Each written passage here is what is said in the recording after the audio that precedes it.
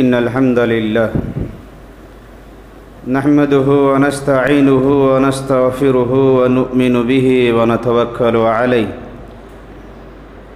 ونعوذ بالله من شرور أنفسنا ومن سيئات أعمالنا من يهده الله فلا مضل له ومن يضلل فلا هادي له وأشهد أن لا إله إلا الله وأشهد أن محمدًا عبده ورسوله أما بعد فأعوذ بالله من الشيطان الرجيم بسم الله الرحمن الرحيم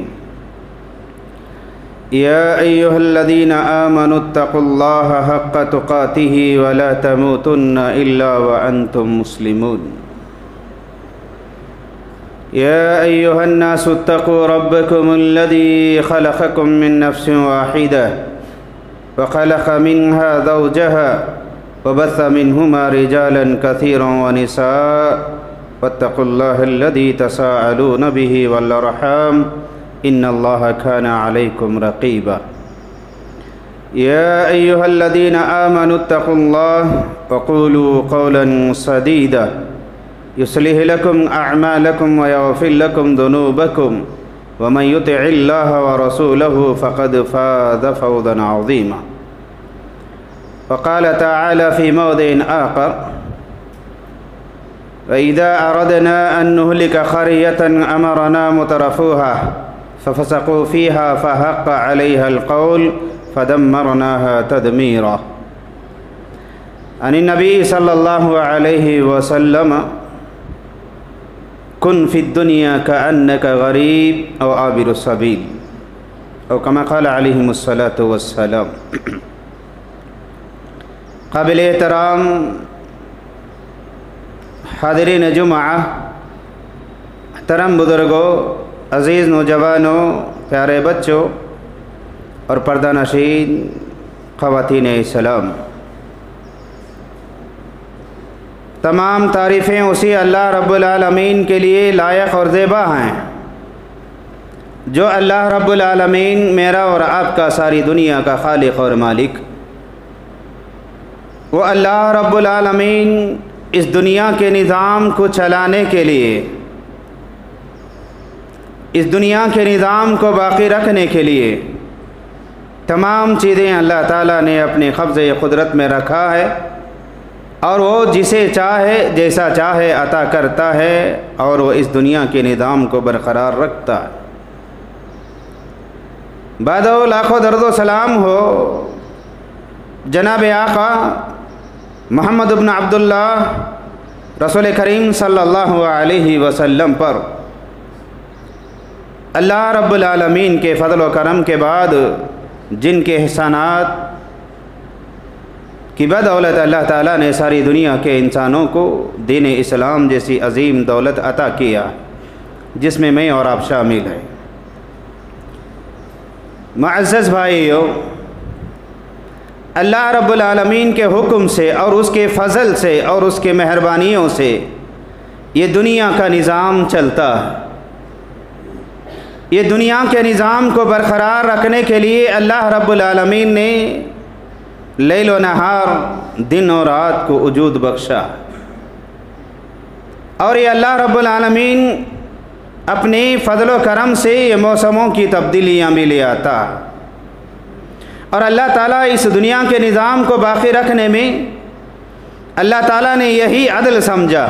یہی مناسب سمجھا کہ اللہ تعالیٰ نے انسانوں میں سے طرح طرح کے انسانوں کو بنایا، اور حیوانات میں بھی اللہ تعالیٰ نے طرح طرح کے حیوانات اور اللہ کی مخلوق کو بنایا۔ انسانوں میں اللہ رب العالمین نے کسی کو مالدار بنایا اور کسی کو غریب بنایا، اور کسی کو اللہ نے متوسط رکھا، اور اللہ نے بے حد کسی کو خوبصورتی سے نوازا، کسی کو اللہ رب العالمین نے کالا بنایا اور کسی کو گورا بنایا، اور اللہ تعالیٰ نے کسی کو قد و قامت میں بلند بنایا، اور کسی کو اللہ نے پست قد بنایا، اور کسی کو اللہ نے متوسط رکھا۔ یہ سارے کے سارے چیزیں اللہ رب العالمین کے نظام کے تحت ہیں۔ کوئی انسان اگر یہ سوچتا ہے کہ اللہ تعالیٰ نے اس نظام میں کسی کو خوبصورت بنا کر کے اور کسی کو بدصورت بنا کر کے،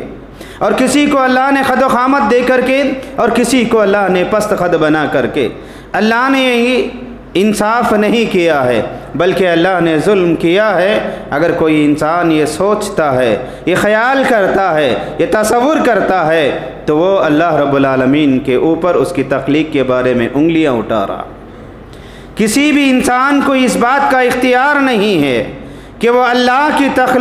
تخلیق میں عیب نکالے اور اللہ رب العالمین کے اوپر انگلیاں اٹھائے۔ یہ کسی کے اختیار میں نہیں ہے اور کسی کے بس کی بات نہیں ہے۔ اللہ رب العالمین خالق کائنات ہے، مالک دو جہاں ہے۔ ان اللہ علی کل شیء قدیر، ہر چیز کا مالک، خالق، رازق سب اللہ تعالیٰ ہے۔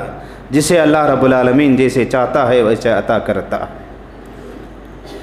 ابھی میں نے خطبہ مسنونہ میں سورہ بنی اسرائیل کی ابتدائی ایک آیت کو پڑھا، اس میں اللہ رب العالمین نے کہا وَإِذَا أَرَدْنَا أَن نُهْلِكَ قَرْيَةً أَمَرَنَا مُتْرَفُوهَا۔ اللہ تعالیٰ کہتا ہے کہ جب ہم کسی بستی کو ہلاک کرنا چاہتے ہیں، کسی بستی کو برباد کرنا چاہتے ہیں، کسی بستی کے لوگوں کو ان کے گناہوں کی سزا دینا چاہتے ہیں، أَمَرَنَا مُتْرَفُوهَا، اس کے خوشحال لوگوں کو ہم اس بات کا حکم دے دیتے ہیں، یعنی ان کے درمیان میں خوشحالی اتنی زیادہ پھیلا دیتے ہیں، وہ بندے عیاشی کے اندر مبتلا ہو جاتے ہیں، پھر اللہ رب العالمین کے نافرمانی میں لگ جاتے ہیں، پھر اللہ رب العالمین اس کے عذاب کو اس بستی کے اندر نازل کر دیتا ہے۔ میرے بھائیوں، دور حاضر میں انسان حد سے زیادہ جو گناہوں کی طرف ملوث ہے، اللہ کی نافرمانی کر رہا ہے، معصیات میں ڈوبا ہے، عیش و عشرت میں ڈوبا ہوا ہے، وہ منمانی کر رہا ہے، اللہ کی رضامندی کے تحت اس کی زندگی گزارنے کے بجائے عیش و آرام میں پھنس کر کے اللہ کا مخالف، اللہ کا نافرمان بندہ بن کر کے زندگی دنیا میں گزار رہا ہے۔ دنیا میں انسانوں کے ہلاکت کے بہت سارے اسباب ہیں، ان اسباب میں سے ایک سبب مال و دولت کی زیادتی ہونا، اور وہ مال و دولت میں بندہ پھنس کر کے اسے حاصل کرنے کے لیے اللہ کی نافرمانیاں کرتا ہے۔ جب وہ کسی بھی قوم کے اندر عیش پرستی آ جاتی ہے،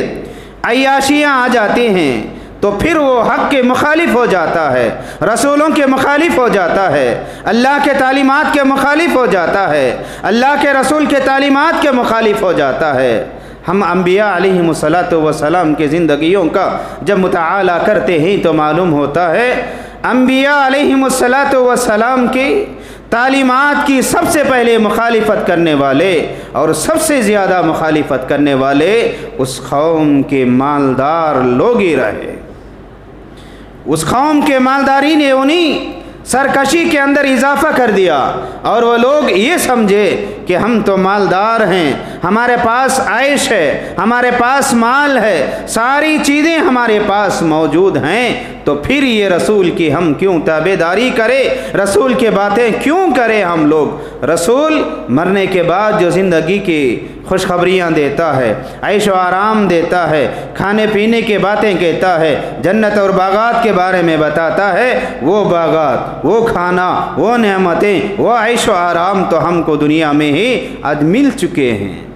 تو لہذا انسان تکبر اور غرور میں آ جاتا ہے اور گھمنڈ کرنے لگتا ہے۔ نوح علیہ السلام نے جب 950 سال تک اپنی قوم کو دین کی طرف بلایا تو اس میں سے بہت کم گنے چنے لوگوں نے اسلام کی دعوت کو قبول کیا، اور سب سے زیادہ مخالفت کرنے والے، سب سے زیادہ نافرمانی کرنے والے یہی عیش پرست لوگ تھے جن کو اپنے مال و دولت کے اوپر غرور اور فخر اور گھمنڈ تھا۔ مال و دولت کا ہونا، مال و دولت کا ملنا، یہ اللہ کی نعمتوں میں سے ایک بہت بڑی نعمت بھی ہے۔ اگر کسی کو نہیں مل رہی ہے تو وہ بھی اللہ رب العالمین کی بہت بڑی نعمت ہے۔ تو لہذا آج ہم دنیا میں دیکھتے ہیں کہ لوگوں کے اندر یہ عیش پرستیاں داخل ہو چکی ہے۔ نوح علیہ السلام سے لے کر کے ابراہیم کی زندگی میں دیکھو، موسیٰ علیہ السلام کی زندگی میں دیکھو، ادریس و یحییٰ کی زندگی میں دیکھو، آخر چل کر کے رسول اکرم صلی اللہ علیہ وسلم جو محمد بن عبداللہ قیامت تک کے لیے نبی اور رسول بنا کر کے بھیجے گئے ہیں، ان کی زندگی کا بھی جب ہم مطالعہ کرتے ہیں تو یہی لوگ رسول اکرم صلی اللہ علیہ وسلم کی مخالفت میں زیادہ رہے، یہی لوگ رسول اکرم صلی اللہ علیہ وسلم سے دشمنیاں کرتے رہے، جن کی دولت میں اضافہ رہا، جن کے پاس مال زیادہ رہا، اولاد زیادہ رہے، لڑکے زیادہ رہے، عہدے زیادہ رہے، یہی لوگ رسول اکرم صلی اللہ علیہ وسلم کے تعلیمات کی مخالفت کرنے لگے، اپنے مال کے غرور میں آ کر کے، فخر میں آ کر کے رسولوں کی انہوں نے نافرمانیاں کر دیا۔ قارون جو ساری دنیا کے اندر زمین میں اللہ نے ایسی عبرتناک سزا اسے دیا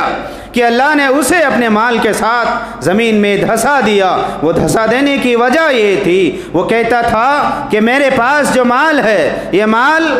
میری کمائی ہے، میرا علم کا نتیجہ ہے، میرے عقل مندی کا نتیجہ ہے، اللہ مجھ سے خوش ہے، اسی لیے اللہ تعالیٰ نے مجھے دنیا کے اندر مال و دولت دیا ہے۔ تو اسی غرور کی وجہ سے، تکبر کی وجہ سے، عیش و آرام کی وجہ سے اللہ تعالیٰ نے اسے دنیا کے اندر زمین میں دھسا کر کے رکھ دیا، اور قیامت تک آنے والے متکبر لوگوں کے لیے ایک دلیل اور ایک نشانی بنا کر کے اللہ تعالیٰ نے رکھ دیا۔ پھر فرعون کی زندگی کا مطالعہ کرے، فرعون کی زندگی کو دیکھے کہ اللہ نے اسے ہر طرح کے عیش و آرام دیا تھا، ہر طرح کے نعمتیں اللہ نے دیا تھا اسے، یہ مال میں پڑھ کر کے، یہ دولت میں پڑھ کر کے، یہ مال و دولت کے غرور میں آ کر کے، یہ مال و دولت کے غروری اور عیاشی نے اسے اس بات پر مجبور کر دیا کہ وہ دنیا میں اللہ کی عبادت کرنے کے بجائے، اللہ کو اپنا خالق اور مالک ماننے کے بجائے، بلکہ انا ربکم الاعلی کا دعویٰ کر کر کے بیٹھ گیا اس کو۔ تو لہذا یہ مال و دولت ایک طرف اللہ کی نعمت بھی ہے، اللہ کے نیک بندے جسے یہ دولت مل جاتی ہے دنیا کے اندر، وہ اللہ کا شکر گزار بندہ بنتے ہیں، شکر گزاری کرتے ہیں، تو اس شکر گزاری کی بنیاد پر اللہ تعالیٰ ان کے نعمتوں میں اضافہ کر جاتا ہے۔ میرے بھائیو، یہ دنیا کا جو نظام ہے، کسی کو اللہ نے مال دیا ہے، کسی کو اللہ نے نہیں دیا ہے، کسی کو غریب رکھا ہے، کسی کو متوسط رکھا ہوا ہے، یہ مالداروں کی عیش پرستی کی وجہ سے، یہ مالداروں کی عیاشی کی وجہ سے غریب اور مساکین جو لوگ دنیا کے اندر ہیں، مڈل طبقے کے جو لوگ ہیں، ان کے دلوں کے اندر بھی یہ خواہش آ گئی ہے، ان کے دلوں کے اندر بھی یہ لالچ آ گئی ہے کہ ہم بھی ان کی طرح سے عیش کریں، ہم بھی ان کی طرح سے عیاشی کریں، ہم بھی ان کی طرح سے کھائے، ان کی طرح سے پیے، ان کی طرح سے نافرمانیاں کرے، اور ان کی طرح سے اللہ رب العالمین کے عذاب کو دعوت دینے والے دنیا میں بن جائے۔ میرے بھائیو، یہ دنیا میں زندگی گزارنے کے لیے ایک ضرورت ہے اور ایک خواہش ہے، ایک ضرورت ہے اور ایک خواہش ہے۔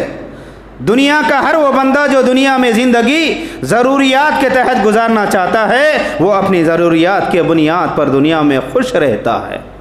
جس کے دل میں یہ خواہش آ جائے کہ وہ ضرورت سے بڑھ کر کے خواہش میں تبدیل ہو جائے، تو وہی بندہ دنیا میں خواہشات کو پوری کرنے کے لیے حرام و حلال میں فرق نہیں کرتا ہے، قتل کرنے کی طرف جاتا ہے، چوری کرنے کی طرف جاتا ہے، ڈکیٹی کی طرف جاتا ہے، بہنوں کا حق کھاتا ہے، بھائیوں کا حق کھاتا ہے، مسکینوں کا حق کھاتا ہے، دوسروں پر ظلم کرتا ہے۔ وہی بندہ جس کے دل کے اندر خواہش آ جاتی ہے، وہ خواہشات کی تکمیل کے لیے دنیا میں طرح طرح کے گناہ کرنے لگ جاتا ہے۔ میرے بھائیو، دنیا میں زندگی ضروریات کے اوپر گزارے، پھر دیکھے کہ دنیا میں زندگی ضروریات پر گزارنے کی وجہ سے کیا مزہ آتا ہے۔ ایک چیز سب سے پہلے یاد رکھ لو، یہ دنیا کے اندر ضرورتیں ہر ایک کی پوری ہوتی ہے، غریب ہے اس کی بھی ضرورت پوری ہوتی ہے، فقیر ہے اس کی بھی ضرورت پوری ہوتی ہے، رکشہ چلانے والا ہے اس کی بھی ضرورت پوری ہوتی ہے، مزدوری کرنے والا ہے اس کی بھی ضرورت پوری ہوتی ہے۔ اللہ تعالیٰ ہر ایک انسان کو اس کی ضرورت کے تحت اس کے مقدر میں اس کی روزی لکھ کر کے رکھ دیا ہے۔ ضروریات پر اگر زندگی گزاریں گے کوئی بھی انسان کبھی پریشان نہیں ہوگا، روزی کے معاملے کو لے کر کے پریشان نہیں ہوگا۔ اللہ تعالیٰ ہر ایک انسان کو اس کے مقدر میں اس کی روزی رکھی ہوئی ہے۔ اگر کوئی اللہ کی تقدیر سے راضی ہو جاتا ہے اور ضروریات کے تحت زندگی گزارنا چاہتا ہے تو پھر اللہ تعالیٰ اس کے لیے راستے فراہم کر کے رکھا ہے۔ دنیا میں فساد تبھی آتا ہے، بگاڑ تبھی آتا ہے کہ ہر طبقے کا آدمی یہ چاہتا ہے وہ ضروریات کو چھوڑ کر کے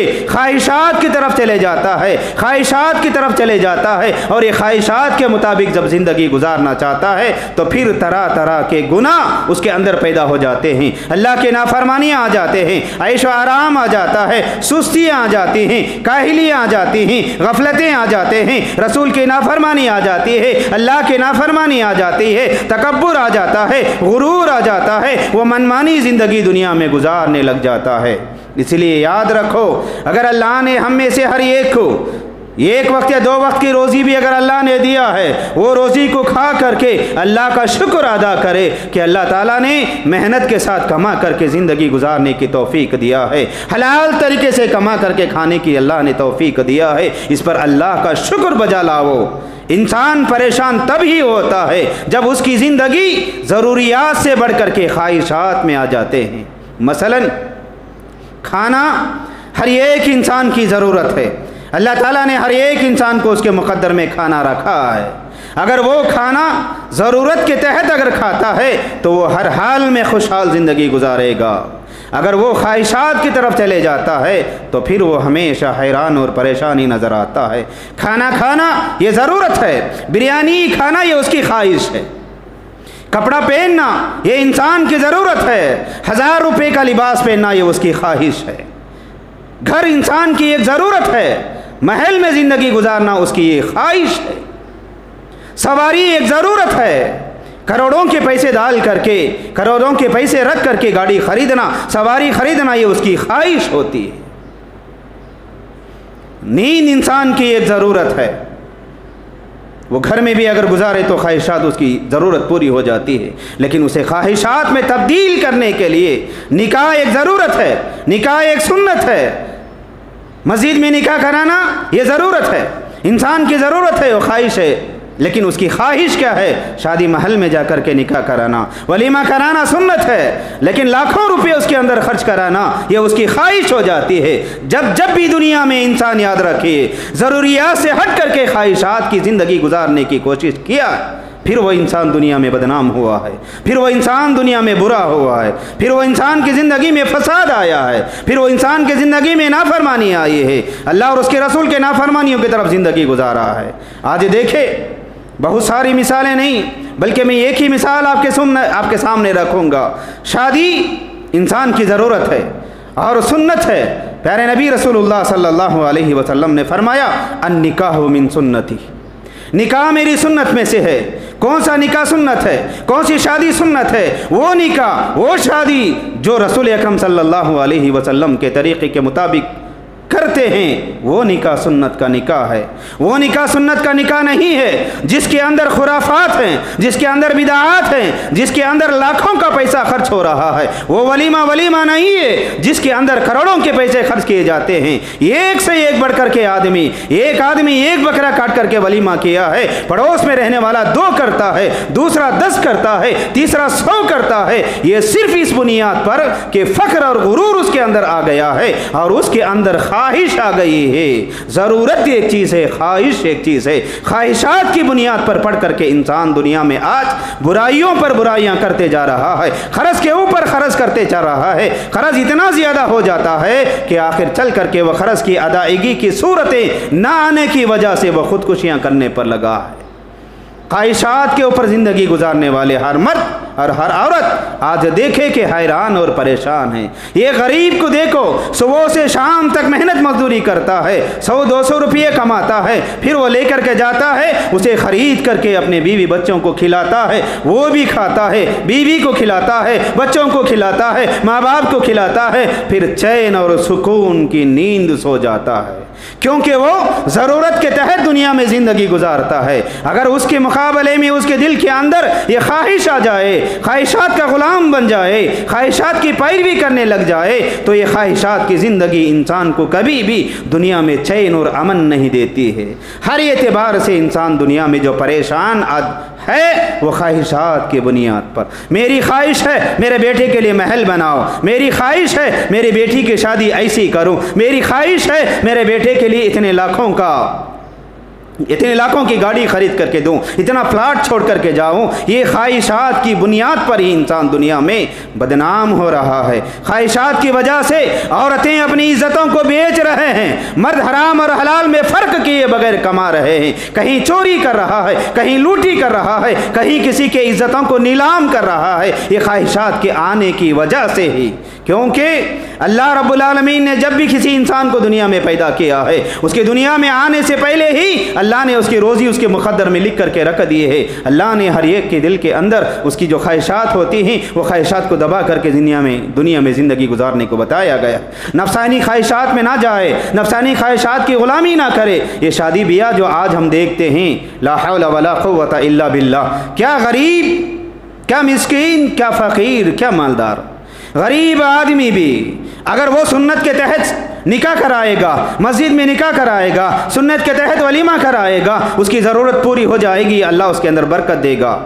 غریب آدمی بھی دیکھا دیکھی چلہ پھوکی، مالدار کی طرح سے نکاح کرانے، مالدار کی طرح سے شادی کرانے، مالدار کی طرح سے ولیمہ کرانے، عیاش کی طرح سے وہ پیسہ برباد کرنے کے لیے، اسراف کرنے کے لیے میں اور آپ آج دنیا میں دیکھ رہے ہیں۔ کئی مسجدیں ایسے ہیں، کئی چوراہے راستے ایسے ہیں کہ وہاں پر غریب عورتیں آ کر کے، غریب مرد آ کر کے اپنی بیوی کے، اپنے بچی کے نکاح کے لیے باپ بھی بھیک مانگ رہا ہے، ماں بھی بھیک مانگ رہی ہے، عورتیں بھیک مانگ رہے ہیں، اور وہ یہ سوال کر رہے ہیں میری بیٹی کی شادی کرانے کے لیے آپ مدد کر دیجئے۔ اسلامی طریقے کے مطابق اگر شادی کیا جائے، بتائیے کہ کون سے نکاح کے اندر پیسے کی ضرورت پڑتی ہے، کون سے نکاح کے اندر مال کی ضرورت پڑتی ہے۔ ضرورت کے تحت، سنت کے تحت اگر نکاح کر دیا جائے تو وہاں پر اس کی خواہش نہیں،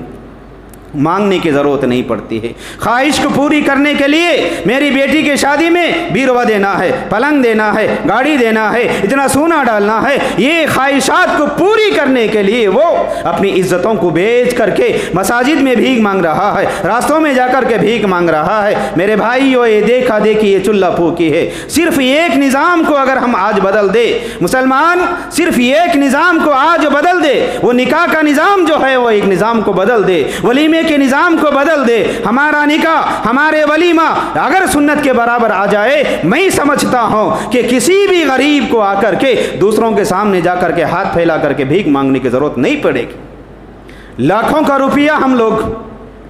جہاں خرچ کرنا ہے وہاں خرچ نہیں کرتے ہیں۔ کئی ادارے ایسے ہیں، کہیں اسکول ایسے ہیں، کئی مدرسے ایسے ہیں کہ وہ ضرورت کے محتاج ہیں، وہاں پر غریب لڑکیاں پڑھ رہے ہیں، یتیم لڑکیاں پڑھ رہے ہیں، غریب بچے پڑھ رہے ہیں۔ یہ ادارہ چلانے والے اگر مساجد میں جا کر کے، اگر وہ مالداروں کے پاس جا کر کے اپنی عزت کو بیچ کر کے، اپنی غیرت کو بیچ کر کے، ہاتھوں کو پھیلا کر کے وہ مانگ بھی رہے ہیں، ایسے مانگنے والے کو بھی دھتکار کر کے بھگا دیا جاتا ہے۔ کسی کی بیٹی پڑھ رہی ہے، غریب کی بیٹی پڑھ رہی ہے، مسکین کی بیٹی پڑھ رہی ہے، اس کی مدد ہم کیوں کرنا چاہیے؟ یہ سوچ کر کے یہی لوگ اپنے بیٹیوں کے ولیمے میں، اپنے بیٹیوں کے نکاح میں، اپنے بیٹوں کے ولیمے میں آ کر کے لاکھوں کے پیسے خرچ کر دیتے ہیں۔ یہ اسراف ہے۔ اسراف کی وجہ سے آج مسلمان دنیا کے اندر ذلیل ہو رہا ہے، بدنام ہو رہا ہے، ٹھوکریں کھا رہا ہے، بدنام ہو رہا ہے، صرف یہ خواہشات کی پوری کرنے کی وجہ سے ہی ہے۔ دیکھو، یہ بستی کے ہر ایک بستی والے یہ سوچا جائے کہ ہر ایک بستی میں رہنے والے مالدار لوگ یہ ارادہ کر لے، یہ عزم کر لے کہ ہمارا پیسہ بیکار ولیمے میں نہیں ڈالیں گے، اسراف میں نہیں ڈالیں گے، حرام جگہ خرچ نہیں کریں گے، بلکہ یہ مالدار مل کر کے یہ پیسہ کہیں یونیورسٹی بنانے میں لگا دے، کہیں مدرسہ بنانے میں لگا دے، کہیں غریب بچوں کو پڑھانے میں لگا دے، کسی کو ڈاکٹر بنانے میں لگا دے، کسی کو انجینئر بنانے میں لگا دے، کسی کو حافظ بنانے میں لگا دے، کسی کو مولوی بنانے میں لگا دیا جائے، تو وہ دنیا میں بھی کامیاب کامیاب ہوگا اور آخرت میں بھی کامیاب ہوگا۔ آج یہ رونا رو رہے ہیں، ہمارے مسلمان لڑکیوں کو مارا جا رہا ہے، لوٹا جا رہا ہے، انہیں بدنام کیا جا رہا ہے۔ یہ ذرائع، یہ وجہ، یہ سبب اس لیے کہ اگر ہماری یونیورسٹی ہوگی، اگر ہمارا اسکول ہوگا، اگر ہمارا مدرسہ ہوگا تو وہ مدرسے میں پڑھنے والے بچیاں اسلامی شریعت کے تحت تعلیم حاصل کریں گے، اسکول میں پڑھنے والے بچیاں پردے کے تحت آ کر کے اس کے اندر اسکول میں تعلیم حاصل کریں گے۔ آج غیروں کے اسکول ہیں، مسلمانوں کا کوئی بھی ایسے یونیورسٹی نہیں ہے، کوئی بھی ایسا مدرسہ نہیں ہے، کوئی بھی ایسی میڈیکل کالج نہیں ہے جہاں غریب اور مسکین طلبہ اور طالبات جا کر کے مفت میں تعلیم کو حاصل کرے۔ غریبوں کے لیے امداد کرنے کے لیے یہ مالدار جو ہوتے ہیں یہ تہیہ کر لے۔ اب یہ دیکھا دیکھی چولہا پھوکی ایسا ہو گیا ہے کہ ایک مالدار آدمی ہے، اس کے پاس لاکھوں کی دولت ہے، وہ اپنے بیٹے کے ولیمے میں 10 لاکھ روپے منیمم خرچ کر رہا ہے، 20 لاکھ خرچ کر رہا ہے۔ اب یہ غریب کیا سوچتا ہے، یہ غریب کیا سوچتا ہے؟ اگر اس کے نکاح کے مقابلے میں اگر میں میرے بیٹی کا نکاح سادہ سیدھا اگر کر دوں گا تو لوگ کیا کہیں گے؟ میرے بھائیو یاد رکھو، لوگ کیا کہیں گے؟ یہ جملہ لوگوں کو بدنام کر دیا ہے، لوگوں کو ذلیل کر دیا ہے، دین سے دور کر دیا ہے، اخلاق سے دور کر دیا ہے، دینی تعلیمات سے دور کر دیا ہے۔ ہمیشہ ہر ایک آدمی یہ کہتا ہے کہ لوگ کیا کہیں گے۔ کوئی یہ نہیں کہتا کہ اگر میں یہ نکاح ایسا کروں تو اللہ کیا کہے گا، رسول کیا کہیں گے، اللہ کو کیا صورت دکھائیں گے، رسول کے تعلیمات کے تحت ہم کیسا زندگی گزار رہے ہیں۔ میرے بھائیو جملے کو چھوڑو، اس کا نقصان یہ ہو رہا ہے، عیش پرستی لوگوں میں آ جانے کی وجہ سے لوگوں کے اندر فقر و فاقہ، ذلت و رسوائی ہی نہیں ہے، بلکہ یہ عیش پرستی کی وجہ سے مسلمانوں کی نسل، مسلمانوں کے بچے 90% بچے بچیاں مدرسے چھوڑ کر کے جا رہے ہیں، گھر چھوڑ کر، اسکول چھوڑ کر کے جا رہے ہیں۔ اس کی وجہ یہ ہے کوئی مدرسہ ایسا نہیں ہے کہ اس کے اندر بچیوں کو کھانا نہ دیا جائے، کوئی مدرسہ ایسا نہیں ہے کہ بچوں کو وہاں پر سکون نہیں دیا جا رہا ہے، بھوکا رکھا جا رہا ہے، بلکہ ہر مدرسے کے اندر بچوں کو کھانا دیا جا رہا ہے، الحمدللہ دیا جا رہا ہے۔ ایک وقت کا نہیں بلکہ 2-3 وقت کا بھی کھانا دیا جا رہا ہے۔ اس کے باوجود بھی بچیاں مدرسہ چھوڑ کر کے بھاگ رہے ہیں، بچے مدرسہ چھوڑ کر کے بھاگ رہے ہیں۔ اس کی وجہ کیا ہے، اس کا ریزن کیا ہے، اس کا سبب کیا ہے؟ میں یہ سمجھتا ہوں اس کا ریزن، اس کا سبب صرف ان بچیوں کے اندر عیش پرستی ہے۔ زندہ رہنے کے لیے کھانا ملتا ہے، لیکن وہ یہ سوچتے ہیں ہمارے گھر میں جیسا کھانا ملتا تھا ویسا کھانا یہاں نہیں مل رہا ہے، ہمارے گھر کے اندر جیسا آرام تھا ویسا آرام نہیں ہے۔ اسی لیے بچے اور بچیاں مدرسوں کو بدنام کر کے، مدرسوں کو ذلیل کر کے، مدرسے کے ذمہ داروں کو بدنام کر کے مدرسہ چھوڑ کر کے بھاگ رہے ہیں۔ یہ صرف عیش پرستی ہے، یہ عیاشی کا نتیجہ ہے۔ مدرسے کے اندر جو دینی مدرسے پڑھنے والے طلبہ اور طالبات ہیں، میں صرف مدرسے کی بات نہیں کرتا ہوں بلکہ اسکولوں کی بھی بات کرتا ہوں۔ دیکھو کئی بچیاں چھوڑ کر کے بھاگ کر کے چلے جاتے ہیں مدرسہ، اگر ان سے پوچھا جائے تو کیوں، کوئی یہ نہیں کہتا الا ماشاء اللہ کہ وہاں پر تعلیم برابر نہیں ہے، وہاں پر ایجوکیشن برابر نہیں ہے، وہاں قرآن نہیں پڑھایا جاتا، وہاں حدیث نہیں پڑھایا جاتا، بلکہ یہ کہتے ہیں کھانا برابر نہیں ہے، پانی برابر نہیں ہے، ہاسٹل برابر نہیں ہے، فین نہیں ہے، اے سی نہیں ہے۔ یہ باتیں آ جاتی ہیں بچیوں کے اندر۔ یہ کب آتے ہیں؟ جب کہ ان کی زندگی اس کے اندر عیش پرستی آ جاتی ہے۔ عیش پرستی آ گئی تو یہ مشکل ہے۔ یاد رکھو جتنے بھی اکابر، جتنے بھی علماء، جتنے بھی صحابہ اکرام رضوان اللہ تعالی علیہم اجمعین یہ دین کے لیے قربانیاں دے کر کے انہوں نے علم کو حاصل کیا ہے، وہ عیش پرستی کو چھوڑا ہے۔ عیش پرستی کو چھوڑنے کی وجہ سے وہ دنیا کے اندر بھی کامیاب ہوئے اور آخرت میں بھی کامیاب ہوں گے انشاءاللہ۔ صحابہ اکرام میں بہت سارے صحابہ اکرام ہیں، تفصیل میں جانے کا وقت میرے پاس نہیں ہے، بس میں آپ کو ایک بتا دوں۔ صحابہ میں سے ایک صحابی رسول تھے مصعب بن عمیر رضی اللہ عنہ۔ مصعب بن عمیر رضی اللہ عنہ یہ پورے مکہ کے مشہور مالداروں میں سے ایک بڑے مالدار تھے۔ ان کے بارے میں لکھا ہے ان کا لباس یمن میں بنایا جاتا تھا اور ان کے جوتے حضرموت उस बस्ती के अंदर बनाया जाता था और इनकी खुशबू मुल्क शाम से लाई जाती थी। ये खूबसूरत नौजवान थे, बड़े मालदार नौजवान थे, एक दिन का लिबास दूसरे दिन नहीं पहना करते थे। इनकी खुशबू इनकी तरह से मक्के में कोई और नहीं लगाया करता था। इनके कपड़े इतने बुलंद थे कि पूरे मक्के के अंदर मुसाब बिन उमैर रज़ी अल्लाहु अन्हु एक मिसाली मालदार थे, एक मिसाली नौजवान थे। अगर वो खुशबू लगा करके मक्के के गलियों से गुजर जाते तो सुबह अगर निकल जाते, शाम तक वो मक्के की गलियां खुशबू से मुअत्तर हुआ करती थी। इतने बड़े मालदार आदमी, इतने बड़े मालदार सहाबी हैं। जब रसूल अकरम सल्लल्लाहु अलैहि वसल्लम उनके पास पहुंच करके दीन की दावत को दिया तो अल्लाह ताला ने उन्हीं हिदायत से मालामाल किया। प्यारे नबी सल्लल्लाहु अलैहि वसल्लम के हाथ पर इस्लाम ले आए, इस्लाम को कबूल कर लिया। फिर वो दार अरक़म में चले गए, छुप छुपा करके नमाज पढ़ते रहे, छुप छुपा करके दीन की दावत का काम अंजाम देते रहे। जब इनकी वालिदा को मालूम हुआ तो इनकी वालिदा ने इन्हीं बुलाया और कहा, ऐ मुसाब याद रख ले, अगर तुझे इस्लाम चाहिए तो दौलत को छोड़ना पड़ेगा, ये ऐशो आराम को छोड़ना पड़ेगा, ये खाने को छोड़ना पड़ेगा, ये मालदार लिबास को छोड़ना पड़ेगा, ये महल को छोड़ना पड़ेगा, ये घर को छोड़ना पड़ेगा। मुसाब बिन उमैर रज़ी अल्लाहु अन्हु ने कहा, दीन के मुकाबले में, इस्लाम के मुकाबले में, रसूल की इताअत के मुकाबले में, अल्लाह की रज़ात के मुकाबले में ये सारे के सारी दुनिया की नेमतें मेरे नज़दीक हेच हैं। सबको उन्होंने छोड़ दिया, मालदार लिबास को छोड़ दिया, खूबसूरत लिबास को छोड़ दिया, खुशबू को छोड़ दिया, महलात को छोड़ दिया, ओहदे को छोड़ दिया, ऐश आराम को छोड़ दिया, सारे चीज़ों को छोड़ करके मक्के के अंदर मुशर्रफ इस्लाम हुए। इस्लाम कबूल करने के बाद प्यारे नबी रसूलुल्लाह सल्लल्लाहु अलैहि वसल्लम ने इन्हीं मक्का से मदीने को उस्ताज बना करके भेजा। बहुत सारी सीरत की किताबों में यही मुसाब बिन उमैर को मुसाब बिन उमैर के बजाय मुकरी कह करके बुलाते हैं, यानी उस्ताज, टीचर कह करके मदीने वाले बुलाया करते थे। इनकी हाल ये रही जब ये जंग उहद के अंदर शहीद हो गए, जंग उहद में शहीद हुए, रसूल अकरम सल्लल्लाहु अलैहि वसल्लम उनके लाश को देख करके रो पड़े। अल्लाह के नबी की आंखों से आंसू आ गए, बर्दाश्त नहीं कर पाए। सहाबा इकराम ने पूछा तो अल्लाह के नबी सल्लल्लाहु अलैहि वसल्लम ने कहा, ये वो मुसाब बिन उमैर है, इस्लाम के कबूल करने से पहले ये सबसे उम्दा लिबास पहना करता था, सबसे उम्दा खुशबू लगाया करता था, ये बड़ा खूबसूरत नौजवान था। अगर पूरे मक्के के अंदर किसी के बाल खूबसूरत थे तो वो मुसाब बिन उमैर के थे। अगर सबसे ज्यादा कीमती लिबास किसी का था वो मुसाब बिन उमैर का था। पूरे मक्के के अंदर सबसे ज्यादा अगर कोई ऐश परस्त नौजवान अगर था तो सिर्फ मुसाब बिन उमैर थे। लेकिन आज इसकी हालत यह है कि देखो मैदान उहद में कटा पड़ा हुआ है, उसके जिस्म पर कपड़ा भी नहीं है, उसके बाल परागंदा हुए हैं। ये देख करके रसूल अकरम सल्लल्लाहु अलैहि वसल्लम रो पड़े। मदीने में मुसाब बिन उमैर रसूल अकरम सल्लल्लाहु अलैहि वसल्लम से मिलने के लिए आए तो मुसाब बिन उमैर उस वक्त में जिस्म पर जो लिबास पहन करके थे वो लिबास में, वो कुर्ते में लगाने के लिए बटन भी नहीं थे, गुंडी भी नहीं थे, बल्कि एक लकड़ी का टुकड़ा, एक कांटा लेकर के मुसाब बिन उमैर ने दरमियान पेट में उसे चुबा करके छोड़ लिया था। वो अल्लाह के नबी से मिलने के लिए जब आ रहे थे, हवे की वजह से उसके कपड़े के दोनों रुख ऐसा उठ रहे थे, उनका पेट नजर आ रहा था। प्यारे नबी सल्लल्लाहु अलैहि वसल्लम ने कहा,